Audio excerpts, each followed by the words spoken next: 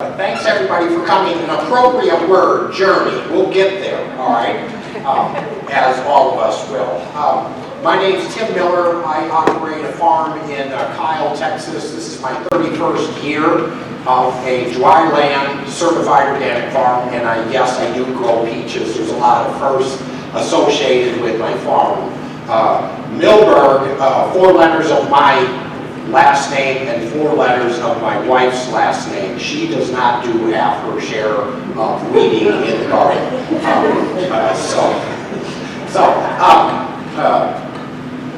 So I'm going to read something first, all right, and then I will go on with what this word journey is about.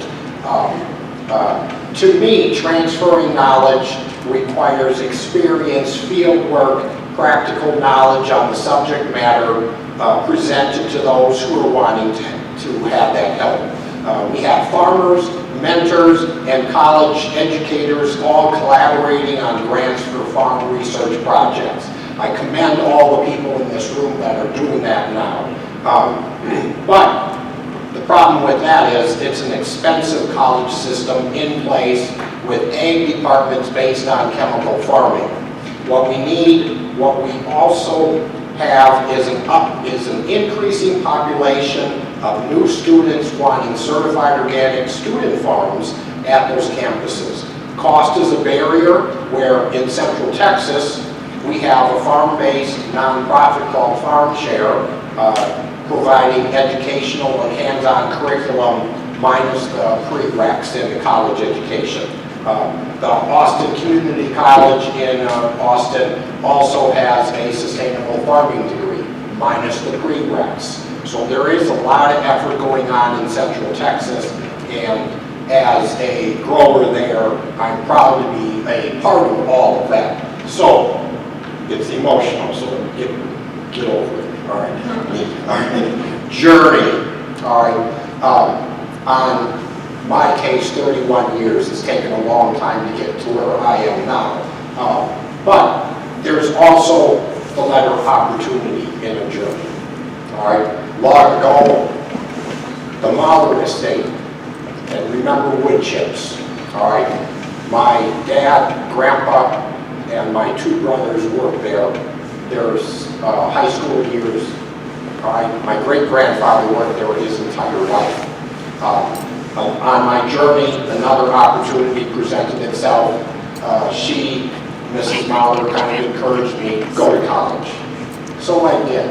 UW Oshkosh as a geography major, all right? Hence the word journey, all right? So my wife and I, who has a health and fitness background, nutrition as well, got her degree, and on our journey that led us to Austin, Texas. She had to do an 8-week internship.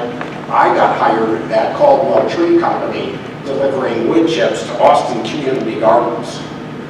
All right, remember wood chips, all right? So 6 months later, the Austin Community Gardens had an opportunity for me. They had a job opening. I took it for 9 years I worked there teaching at school gardens, designing 31 new community garden sites in the city of Austin, and helping senior citizens, low-income people. A lot of those senior citizens wanted heirloom crops. I hit Austin in 1984 at the opportune time because there were still some heirloom crops still existing in that city. So along my journey, an opportunity presented itself, and that was Harley Hitchcock. You don't know him? Maybe. It would be nice. He was a dry land vegetable farmer in Austin. Had 1,000 truckloads of wood chips on top of a hill on sand. He asked me, would you like to farm there? I said yes, on 5 acres. And so I jumped at that. I still had the community gardens job. And in 1991, we bought our farm in Kyle, Texas, 5 acres. And who's ever read an old book, we have to keep on looking, read our books all the time. 5 acres in Independence. So here I was in Austin with a 5-acre farm, in Austin, a 5-acre farm in Kyle, Texas, and helping at the 5-acre site in Austin Community Gardens. So there's a lot of work. I'm doing all of this by hand, mind you. So along that way, an opportunity presented itself on a fig in 1993. That fig. All right, a gentleman, that's my anecdote, all right. A gentleman came to a farmer's market and he said, do you know what kind of fig this is? Well, I'm from Wisconsin. We don't eat figs, or at least I don't, our family never did. And so, as my research indicated, this is a really odd-looking fig. He wanted to know the name of it. I searched around the extension, had no clue what it was. And lo and behold, in 1993, a friend of mine moved in next door to where this gentleman lived. Here's the fig. And an opportunity presented itself because laws down there, if a branch goes over your fence line, you can cut that branch off. So I took a cutting from that. And we actually got 2 fig cuttings. And those 2 trees kept on growing at my farm for a number of years. And we'll get back to that a little bit later. All right, so that fig is called hopped fig, H-A-U-P-T. And just last year, the USDA finally put out their watercolor prints acknowledging the existence of this fig tree. It was developed in Kyle, Texas, along with the hopped peach, hopped plum, and the hopped blackberry. I have 3 of the 4. The peach is long gone, or maybe not. But my opportunity, an opportunity presented itself in the year 2000. All right, and this gets really interesting to me, was I was one of 10 farmers selected in the South to take part in the first open dialogue of farming. Well, back then, that was really something. 10 of us growers talking, how do you do this, how do you do that? Now we have Facebook, and I tried to get the answer from Facebook. How many Facebook garden farming discussion groups are there? There are well over tens of thousands of them around the country. And that really kind of goes back to the conference, because that was held at the SSAWG conference, where we initially had some of those. None of those members are here. I think Mark Kane is coming. He is one of those original members of that. So I feel really proud to be part of what was the first group, now has blossomed into any subject matter you want is out there. And our technology and the transfer of that information is going all over the place, and it is just wonderful to see. And relatively recently, an opportunity by Mother Earth Fair, they put on the fairs around the country. And since I came into Austin, I found 4 types of heirloom alliums, 2 types of green onions, a multiplying leek, and a multiplying garlic. And I've been marketing those as best as I can through the local farming networks that we have in Central Texas. Pretty much the 50 growers that are in Central Texas all have gotten those leeks and onions all through me. I will give them a starter packet to get their farm up and going, and then they get the information on a sheet of paper, but that has now changed, that I can do it right from my phone and by Facebook. I can send that information that way versus printing out something. So the knowledge base and the transfer of the information is going a lot of computer work, which is great.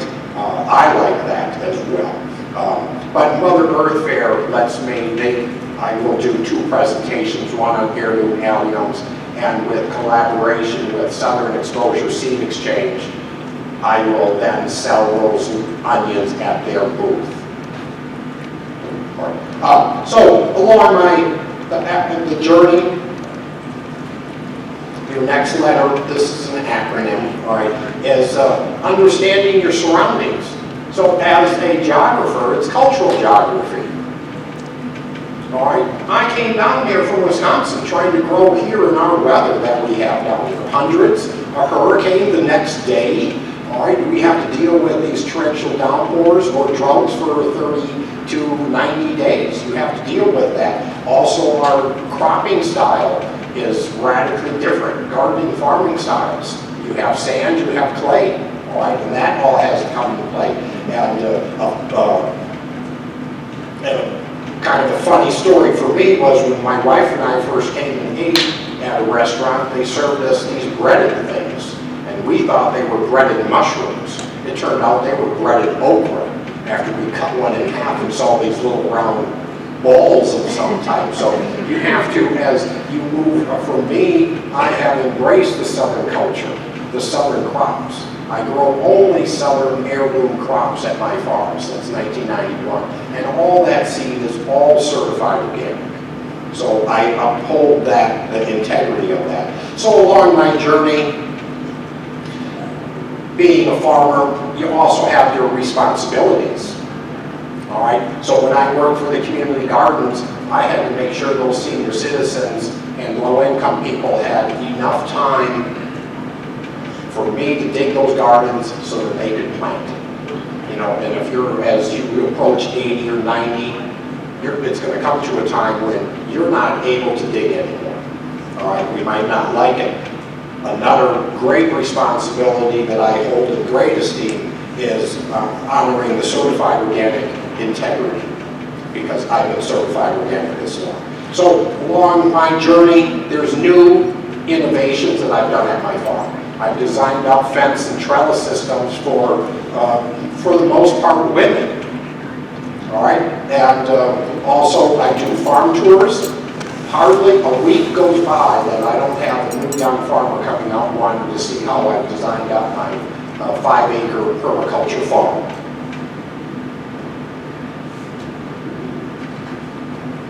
Is this going to play?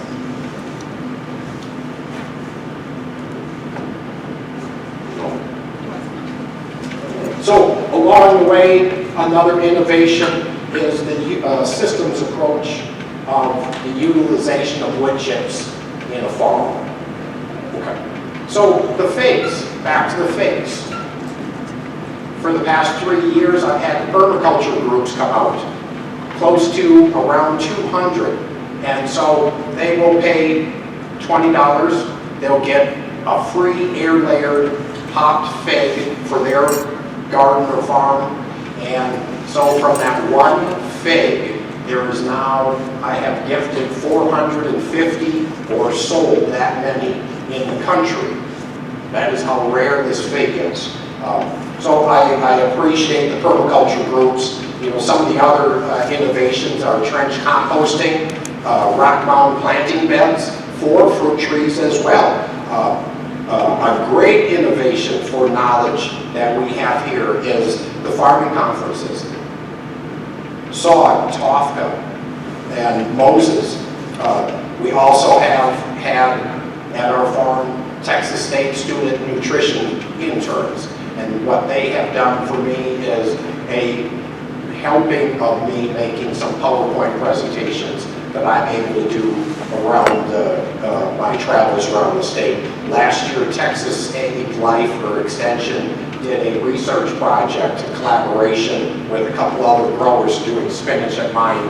And in that case, I did a soil test, sent it down to them. They called up and said there's something wrong with my soil. And so they sent up their master doctoral students to do a personal soil test. They did it, called up and said the professor's on his way because that soil test was wrong. The professor and all of us people were stood off to the side. He personally took the 10 spots on doing a soil test and came up with the same results as the other two. And it turned out in that particular bed that I have is only wood chips. And they're finding now that wood chips release a type of phosphorus not quite ever seen before. And so that was a great thing for me. So along my journey, we have, as a farmer, I have to have enthusiasm and ethics along the way. And as my journey hopefully doesn't end soon, but a farmer has years in a journey. As in other professions, it is always evolving. All right, and it's important for collaboration throughout the time. And like my daughter said to me the other day, I want to stop this. All right. Sorry, I am technically literate.